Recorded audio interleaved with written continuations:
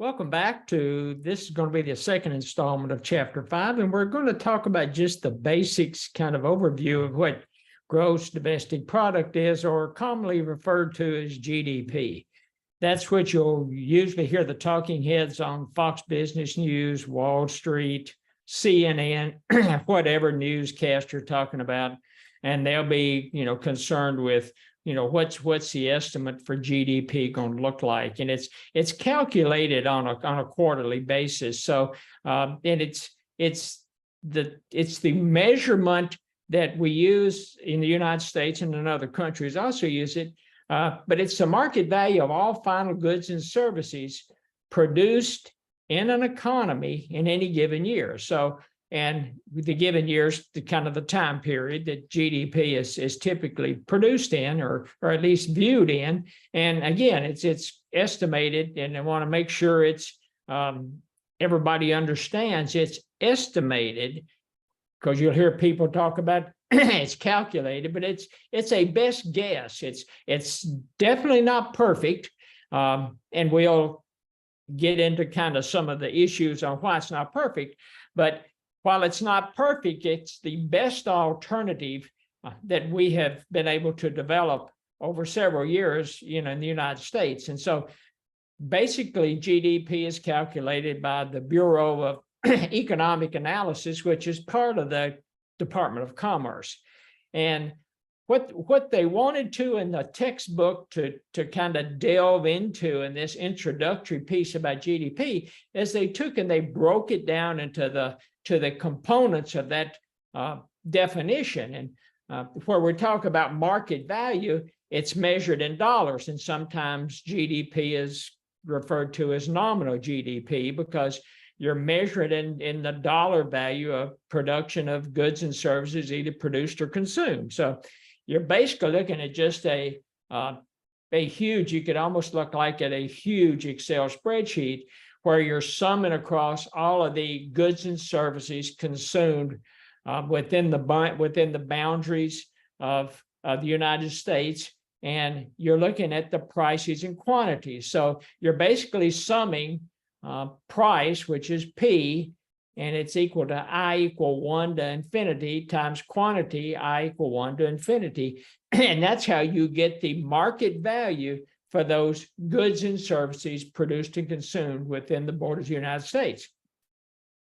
And then secondarily, you use GDP as an estimate of the goods and services produced and consumed within the borders of the United States. We're looking at material comfort. Is it materially impacting society or the consuming population in a positive way? And that is extremely important because you're looking at society and those goods and services either produced or consumed in a marketplace. Then you're looking at final, and you're only looking at the final goods. So I think they use the example in the textbook of you go into Starbucks this morning and you buy a muffin and you pay, I don't know, $3 or $4 for the muffin. And that is the final product.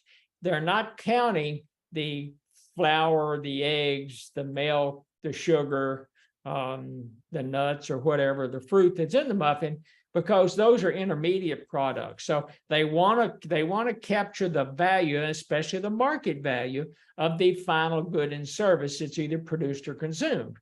And when you're looking at produced, you're only counting items at the time that they are produced. So they jump in the book and they talk about, then we'll get into it a little later on how it's handled, but talking about Levi jeans. So Levi jeans produced in 1 year, it's delivered to, I don't know, Macy's or some department store, and it goes into inventory at that point, but you count the value of those Levi jeans in the year that they're produced. Same thing with Caterpillars. So, Caterpillar's just producing machinery, and it's produced in a year, and that's a year you count it in, not the year that it's delivered to the contractor or the construction company.